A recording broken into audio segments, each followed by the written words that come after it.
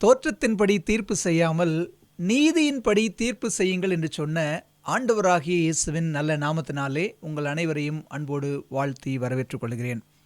குருட்டாட்டமும் திறக்கப்பட்ட கண்களும் என்கிற தலைப்பின் கீழாக நாம் தொடர் பாடங்களை படித்து கொண்டிருக்கிறோம். அதன் அடிப்படையில் இந்த நாளிலும் கூட 4வது பாடமாக நாம் தியானிக்க எடுத்துக்கொண்ட தலைப்பு சீரழிக்கும் சுயசித்தமும் சீர்படுத்தும் தேவ சித்தமும் என்கிற தலைப்பின் கீழாக இந்த நாளில் நாம் என்ன செய்ய போகிறோம்? பாடங்களை கற்றுக்கொள்ள இருக்கிறோம். ஆப்பிரிக்க தேசத்திற்கு சுற்றுப்பயணம் மேற்கொண்டார் ஒரு செருப்பு தைத்து வியாபாரம் செய்யக்கூடிய ஒரு பெரிய தொழிலதிபர். ஆப்பிரிக்க கண்டத்தில் எப்படியாவது தன்னுடைய தொழிலை தொடங்க வேண்டும் என்கிற நோக்கத்தில் அவர் அங்கு சென்று சுற்றி பார்த்தாராம். அப்போது அங்கே போய் பார்த்த பொழுது அங்கே யார் காலையுமே ஒரு செருப்போ ஒரு ஷூவோ எதுவுமே இல்லையா. இதை பார்த்த அந்த மனிதனுக்கு ஒரு பெரிய ஆச்சரியம். ஐயையோ, இவங்களுக்கு செருப்புனா என்னன்னே தெரியாது போல இருக்கிறது. இந்த இடத்துல நாம் ஒரு பெரிய தொழிற்சாலையை ஆரம்பித்து கோடிக்கணக்கில் நாம் இன்வெஸ்ட் பண்ணி தொழில் தொடங்கினால் நிச்சயமாக நமக்கு நஷ்டம்தான் வந்து சேரும் என்று சொல்லி அங்கே தொழில் தொடங்க வேண்டும் என்கிற எண்ணத்தை கைவிட்டு அவர் அங்கிருந்து கடந்து சென்றாராம். நாட்கள் கடந்து ஓடியது. இன்னொரு காலனி செய்து காலனிகளை வைத்து தொழில் செய்யக்கூடிய இன்னொரு தொழிலதிபர் இதேபோல் ஆப்பிரிக்காவிற்கு சுற்றுப்பயணம் செய்து இங்கு தொழில் தொடங்க வேண்டும் என்கிற எண்ணத்தோடு அவர் வந்து பார்த்தாராம். அவர் பார்த்த பொழுது அதே சூழ்நிலை தான். மக்கள் அனைவரும் காலில் செருப்பு எதுவும் இல்லாத வெறுங்காலோடு தான் நடந்து கொண்டு சென்றிருந்தார்களாம். இதை பார்த்த மாத்திரத்தில் இவருக்கு ரொம்ப சந்தோஷம். என்ன சந்தோஷம் அப்படின்னு சொன்னால், இதுவரைக்கும் இங்கே யாருமே செருப்பு போடலை. செருப்பு ஏன் போடணும், அல்லது காலில் ஷூ போடுறதுனால நமக்கு என்ன நன்மைகள் எல்லாம் இருக்கிறது என்பதை குறித்த ஒரு விழிப்புணர்வை இவர்களுக்கு ஏற்படுத்தி, நான் இங்கு என்னுடைய தொழிற்சாலையை நிறுவுவேனானால் எனக்கு நிச்சயமாக அதிகப்படியான லாபம் கிடைக்கும் என்று சொல்லி மாற்று கோணத்தில் யோசித்த அந்த நபர் அங்கு தொழில் தொடங்கி விழிப்புணர்வை ஏற்படுத்தி ஒரு பெரிய தொழிலதிபரானார் என்கிற ஒரு சரித்திர சம்பவத்தை வாசிக்க முடிகிறது. கிறிஸ்துவுக்குள் அன்பானவர்களே, இந்த நாளின் செய்தியானது சூழ்நிலையை நாம் எவ்வாறு பார்க்கிறோம்? தெளிந்த கண்களோடு பார்க்கிறோமா, அல்லது குருடான ஒரு மனநிலையில் பார்க்கிறோமா என்பதுதான் இந்த நாளின் செய்தியின் ரத்தின சுருக்கமாக இருக்கிறது. நாம் ஜெபித்து இந்த நாளின் தியானத்திற்குள்ளாக கடந்து செல்வோம். பரலோகத்தில் வாசம் செய்கிற அன்புள்ள ஆண்டவரே, அருமையான நல்ல ஜெப தியான நேரத்திற்காக உமக்கு நன்றி செலுத்துகிறோம். அன்புள்ள ஆண்டவரே, நாங்கள் எதிர்கொள்ளுகிற சூழ்நிலைகளை நாங்கள் தேவனைப் போல பார்க்க பழகி இருக்கிறோமா, அல்லது மனித சிந்தையின் அடிப்படையில் பார்க்கிறோமா? நாங்கள் இந்த நாளில் கற்றுக்கொள்ளக்கூடிய இந்த பாடம் எங்களுடைய வாழ்க்கைக்கு தேவையான பலனை கொடுக்க கர்த்தர் உதவி செய்யும்படியாய் செபிக்கிறோம். உள்ள ஆண்டவரே, சீரழிக்கும் சுய விருப்பத்தை விட்டுவிட்டு சீர்படுத்தக்கூடிய தேவ சித்தத்தை நாங்கள் செயல்படுத்த கர்த்தர் உதவி செய்யும்படியாய் இயேசுவின் வழியாக செபிக்கிறோம் நல்ல பிதாவே, ஆமேன். நம்முடைய கவனத்தை ஆதியாகம புத்தகம் 13வது அதிகாரத்திற்கு நேராக திருப்புவோம். ஆதியாகமம் 13வது அதிகாரத்தில் ஆபிரகாம் லோத்துவின் காரியத்தை குறித்து நாம் வாசிக்க முடிகிறது. ஆபிரகாமுடனே வந்த லோத்துவுக்கும் ஆடு மாடுகளும் கூடாரங்களும் இருந்தன. 5வது வசனம். 6வது வசனம், அவர்கள் ஒருமித்து குடியிருக்க அந்த பூமி அவர்களை தாங்கக்கூடாதிருந்தது. அவர்களுடைய ஆஸ்தி மிகுதியாயிருந்தபடியால் அவர்கள் ஒருமித்து வாசம் பண்ண ஏதுவில்லாமல் போயிற்று. இதை வாசித்த உடனே எனக்கு ஒரு பெரிய மனதில் இருந்த ஒரு குழப்பம் என்ன அப்படின்னு சொன்னால், 2 சகோதரர்கள் ஒன்றா வாழ முடியாமல் போனதுக்கு காரணம் என்ன? சொத்து, பணம், சம்பாத்தியம். அப்படி தான் வசனம் சொல்லுது பாருங்களேன். அவங்களுக்கு என்ன இருந்துச்சு? ஆடு மாடு இருந்துச்சு, கூடாரம் இருந்துச்சு. அவர்கள் ஒருமித்து குடியிருக்க அந்த பூமி அவர்களை தாங்கக்கூடாது இருந்தது. அதுக்கு காரணம் அவர்களுடைய ஆஸ்தி மிகுதியாக இருந்தது. கிறிஸ்துவுக்குள் அன்பானவர்களே, அப்போது இந்த நாட்களில் மனிதர்களின் ஒற்றுமைக்கு தடையாக இருப்பது என்னவா? பணமும் ஆஸ்தியும் ஒரு பெரிய தடையாக இருக்கிறது என்று சொல்லி வேதாகமம் சொல்வதை பார்க்க முடிகிறது. அந்த சூழ்நிலையில் ஆபிரகாமுடைய மந்தை மேய்ப்பருக்கும் லோத்துவுடைய மந்தை மேய்ப்பருக்கும் வாக்குவாதம் உண்டாகிறது. அப்போ வயதில் மூத்தவரான ஆபிரகாம் வயதில் மாத்திரம் மூத்தவர் அல்ல, அனுபவத்திலும் அறிவிலும் முதிர்ச்சியிலும் கிறிஸ்தவ பழக்க வழக்கங்களிலும் குணநலன்களிலும் முதிர்ச்சியடைந்த ஆபிரகாம் தன்னுடைய சகோதரனாகிய லோத்தை கூப்பிட்டியப்பா, நாம் சகோதரர், நமக்குள்ளே வாக்குவாதம்லாம் இருக்கக்கூடாதுப்பா. அதனால் நம்ம ஒன்று பண்ணலாம், நீ கிழக்க போனால் நான் மேற்க போகிறேன், நீ வடக்க போனால் நான் தெற்க போகிறேன்ப்பா அப்படின்னு சொல்லி அவர் சொல்கிறார். 9வது வசனம் பாருங்கள், 8-9. ஆபிரகாம் லோத்தை நோக்கி, எனக்கும் உனக்கும் என்ன, என் மேய்ப்பருக்கும் உன் மேய்ப்பருக்கும் என்ன வேண்டாம், வாக்குவாதம் வேண்டாம், நாம் சகோதரர், இந்த தேசமெல்லாம் உனக்கு முன்பாக இருக்கிறது அல்லவா, நீ என்னை விட்டு பிரிந்து போகலாம், நீ இடதுபுறம் போனால் நான் வலதுபுறம் போகிறேன், நீ வலதுபுறம் போனால் நான் இடதுபுறம் போகிறேன் அப்படின்னு சொல்லி ஆபிரகாம் லோத்துவிடம் சொல்கிறார். 10வது வசனம் சொல்கிறது, அப்பொழுது லோத்து தன் கண்களை ஏறெடுத்து பார்த்து யோர்தான் நதிக்கு அருகான சம பூமி முழுவதும் நீர்வளம் பொருந்தினதாய் இருக்க கண்டான். கர்த்தர் சோதோமையும் குமாராவையும் அழிக்கும் முன்னே சோவாருக்கு போகும் வழி மட்டும் அது கர்த்தருடைய தோட்டத்தை போலவும் எகிப்து தேசத்தை போலவும் இருந்தது. நல்லா பாருங்களேன், சூழ்நிலை ஒரே சூழ்நிலை. தங்களுடைய ஆஸ்தியின் நிமித்தமாக ஆபிரகாமும் லோத்தும் பிரிந்து போகக்கூடிய ஒரு சூழ்நிலை. ஆபிரகாம் நினைத்திருந்தால், எப்பா நான் வடக்க போகிறேன், நீ கிழக்க போப்பா அப்படின்னு அவர் சொல்லியிருக்கலாம்.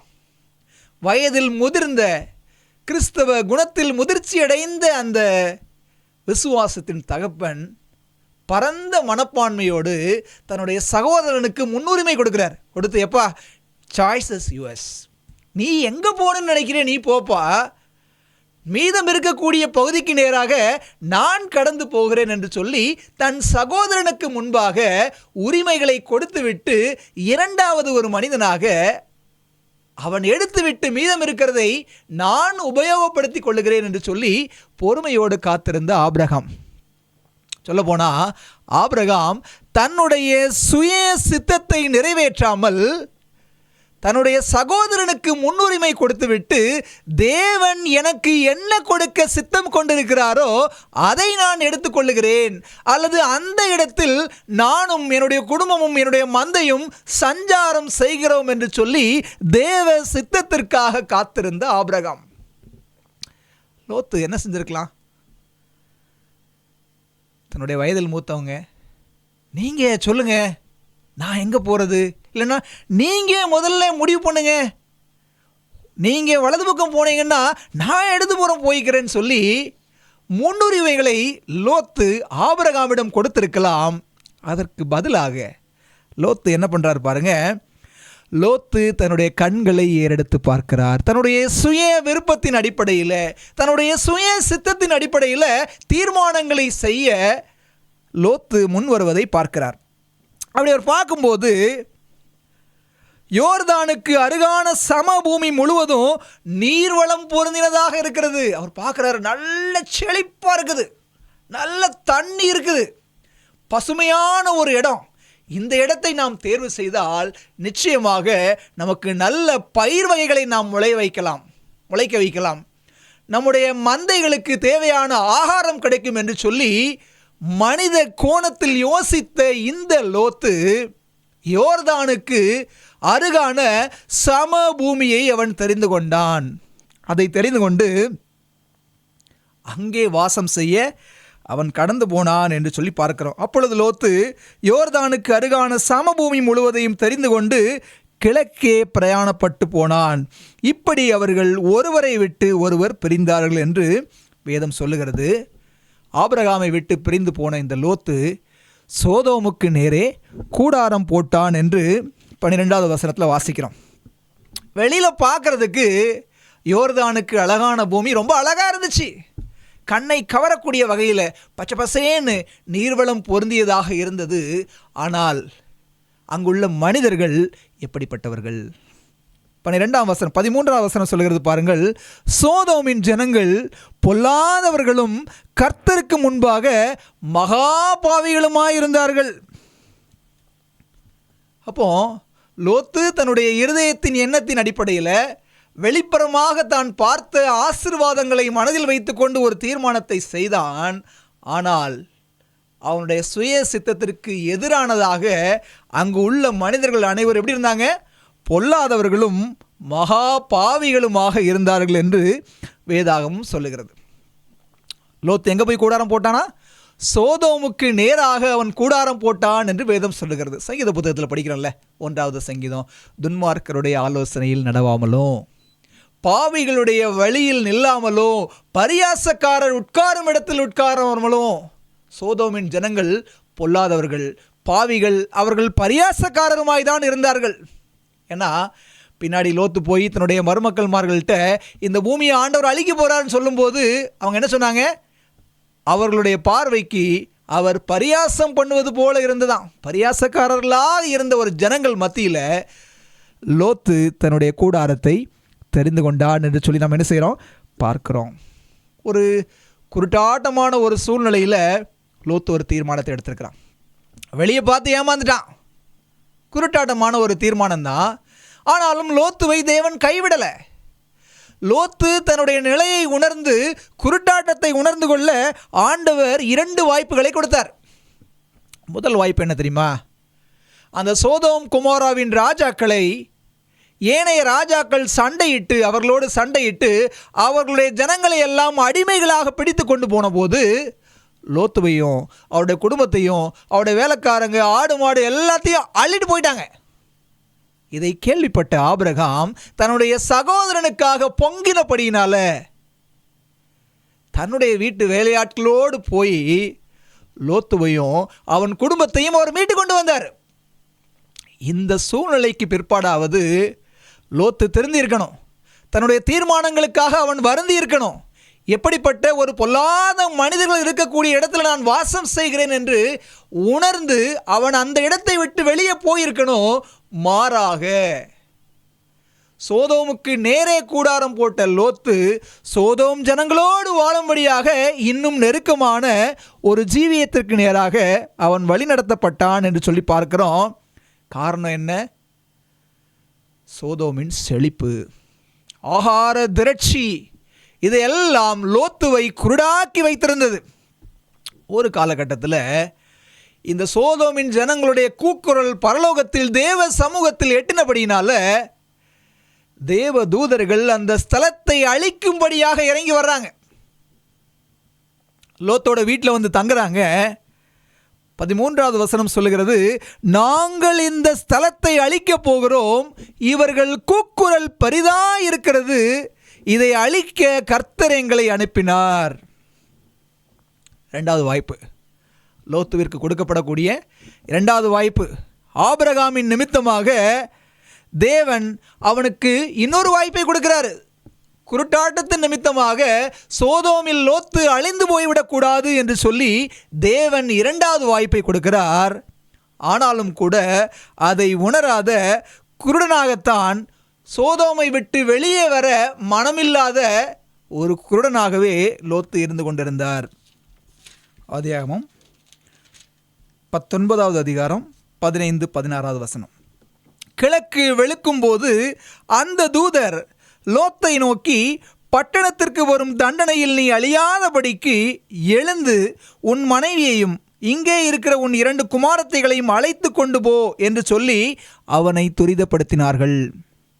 அவன் தாமதித்து கொண்டிருக்கும் பொழுது கர்த்தர் அவன் மேல் வைத்த இரக்கத்தினாலே அந்த புருஷர் அவன் கையையும் அவன் மனைவியின் கையையும் அவன் 2 குமாரத்தைகளின் கையையும் பிடித்து அவனை பட்டணத்திற்கு வெளியே கொண்டு போய்விட்டார்கள். நல்லா பாருங்க, தேவதூதர்களே நேராக வந்து அவனுடைய குருட்டாட்டம் போகும்படியான எச்சரிப்பை கொடுக்குறாங்க. வெளியே போ, நாங்கள் அழிக்க போகிறோம், விடியும் பொழுது நாங்கள் என்ன செய்ய போகிறோம், இந்த ஸ்தலத்தை அழித்து விடுவோம் என்று சொல்லி அவனை துரிதப்படுத்தினாங்க. ஆனால் லோத்து தாமதித்து கொண்டிருந்தான். அப்படி தாமதித்து கொண்டிருக்கும் போது தேவன் அவன் மீது வைத்த அன்பினால், தேவன் அவன் மீது வைத்த இரக்கத்தினால என்ன நடந்திருக்கு தெரியுமா? 2 தூதர்கள் போனாங்க. 2 தூதர்களும், ஒரு தூதன் லோத்தோட மனைவியையும் லோத்தையும் பிடிச்சி கூட்டிகிட்டு போயிருந்தாருன்னா, இன்னொரு தூதன் என்ன பண்ணியிருப்பாரு, லோத்தோட 2 மகளுடைய கரங்களையும் பிடித்து கொண்டு அவர்களை இழுத்து கொண்டு போய் பட்டணத்திற்கு வெளியே விட்டார்கள் என்று சொல்லி நாம் என்ன செய்கிறோம், பார்க்கிறோம். ஒரு குருட்டாட்டமான வாழ்க்கை. தேவன் அவன் மீது வைத்த இரக்கத்தினால வெளியில் கூட்டிகிட்டு போனார். லோத்தின் மனைவியோ குருட்டாட்டம் உள்ள வாழ்க்கையை திரும்பி பார்த்து அவள் என்ன செஞ்சா? பின்னிட்டு திரும்பி பார்த்து உப்பு தூணாக மாறினாள் என்று சொல்லி நாம் என்ன செய்கிறோம்? பார்க்க முடிகிறது. லோத்தோட மனைவி மரித்து போயிட்டா. லோத்தின் பிள்ளைகள் தங்கள் தகப்பனாலே கர்ப்பவதியானார்கள். எவ்வளவு பெரிய ஒரு துர்பாக்கியமான நிலை பாருங்க. மனைவி மரித்து போய்விட்டால் பிள்ளைகள் தகப்பனாலே கர்ப்பவதி ஆகக்கூடிய சூழ்நிலை.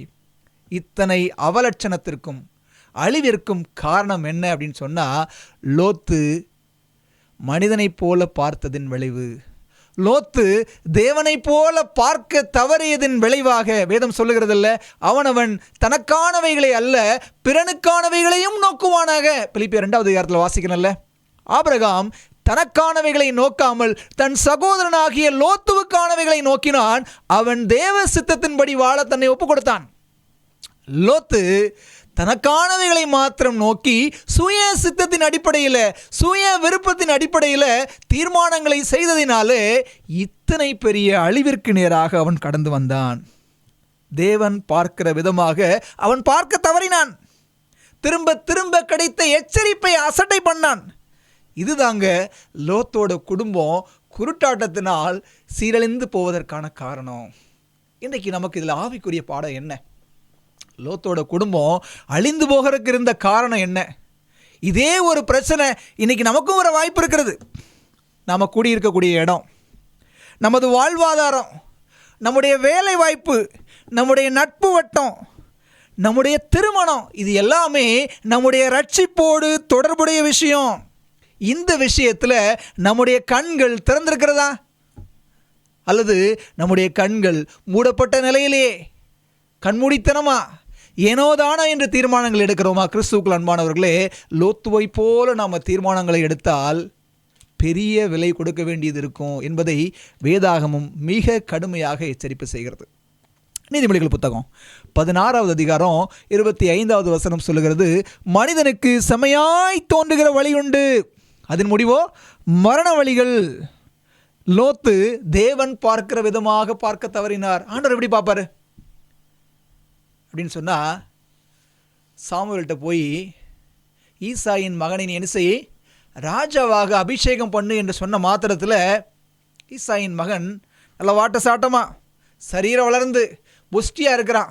இவனை நான் ராஜாவா அபிஷேகம் பண்ணலாமான்னு கேட்ட மாத்திரத்தில் ஆண்டவர் சொல்கிறாரு, 1 சாமுவேல் 16வது அதிகாரம் 7வது வசனம், கர்த்தர் சாமுவேலை நோக்கி, நீ இவனுடைய முகத்தையும் இவனுடைய சரீர வளர்ச்சியும் பார்க்க வேண்டாம், நான் இவனை புறக்கணித்தேன்.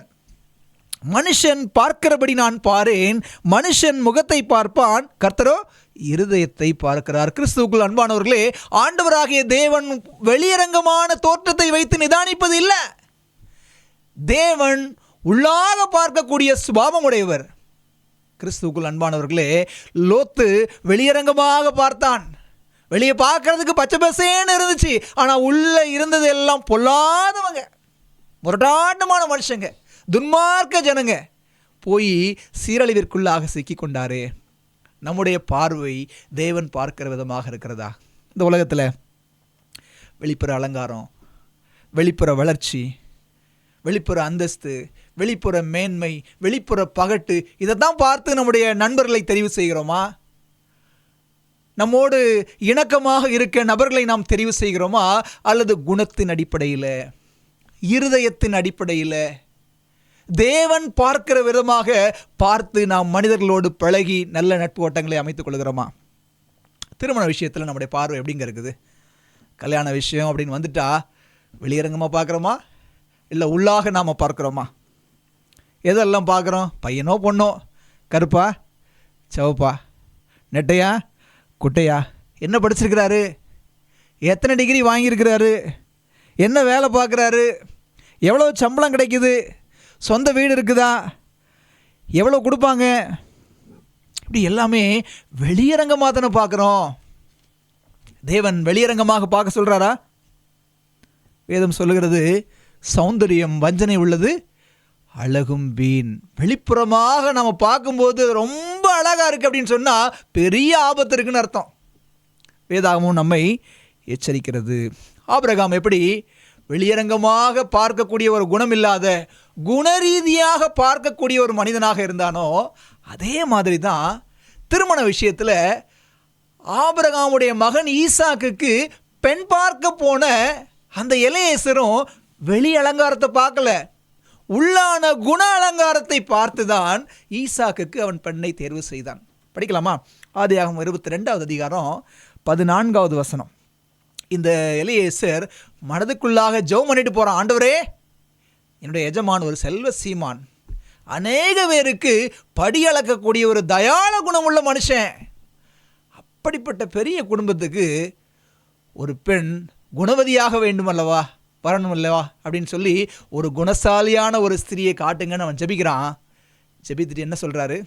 நான் எனக்கு தண்ணி கேட்பேன், எனக்கு மாத்திரம் அல்ல, என் ஒட்டகத்துக்கும் தண்ணி கொடுக்கக்கூடிய பெண்மணி தான் என் எஜமானுக்குரிய சரியான எஜமாட்டியாக இருப்பாள் என்று சொல்லி ஜெபித்து விட்டு கடந்து போகிறான்.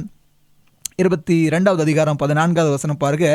நான் குடிக்க உன் குடத்தை சாய்க்க வேண்டும் என்று நான் சொல்லும்போது குடி என்றும் உன் ஒட்டகங்களுக்கும் குடிக்கும்படி வார்ப்பேன் என்றும் சொல் பெண் எவளோ அவள்தான் என்னுடைய எஜமானுக்கான உரிய பெண்மணி என்று சொல்லி போகிறான். அதே மாதிரி ரெபேக்காள் அவனுக்கும் தண்ணீர் கொடுத்தாள், அவனோடு கூட இருந்த ஒட்டகங்களுக்கும் தண்ணீர் கொடுத்தாள்.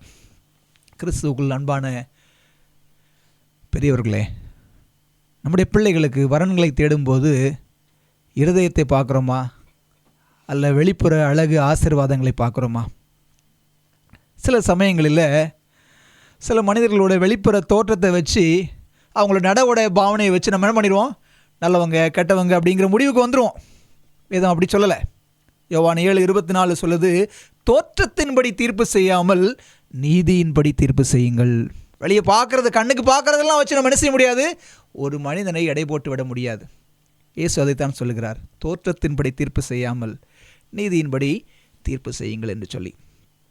ஒரு பேங்கில் பணம் எடுப்பதற்காக வரிசையில் நின்று கொண்டிருந்தார்களாம். அப்போது அந்த வரிசையில் ஒரு வயதான பெண்மணியும் நின்றிருந்தாங்க.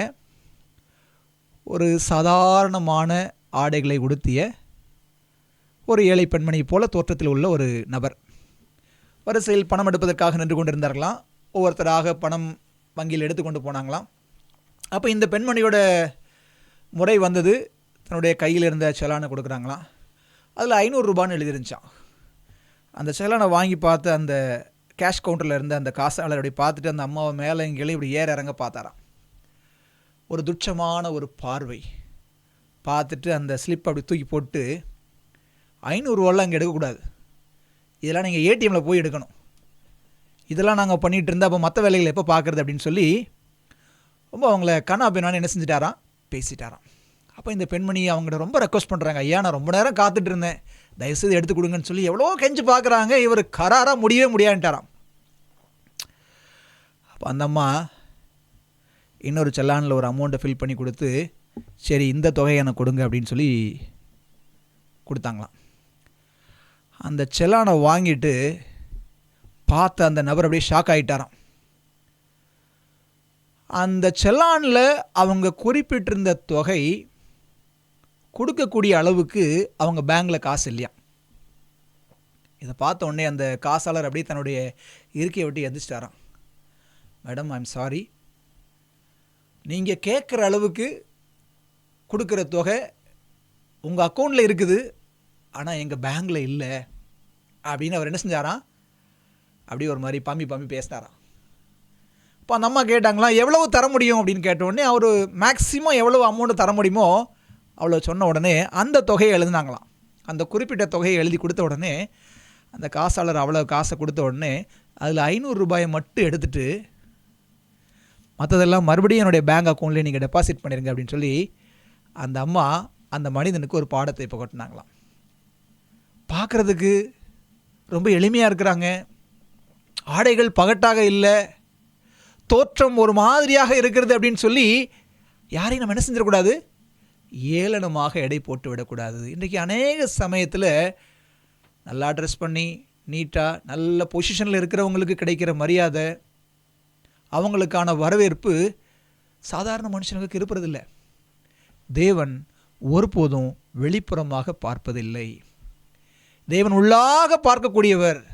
இருதயத்தின் அடிப்படையில் அவர் தீர்மானம் செய்கிறார். கிறிஸ்துவுக்குள் அன்பானவர்களே, நாமும் வெளிப்புறமாக பார்த்து தீர்மானம் செய்யக்கூடிய குருட்டாட்டம் நம்மிடம் காணப்படுகிறதா?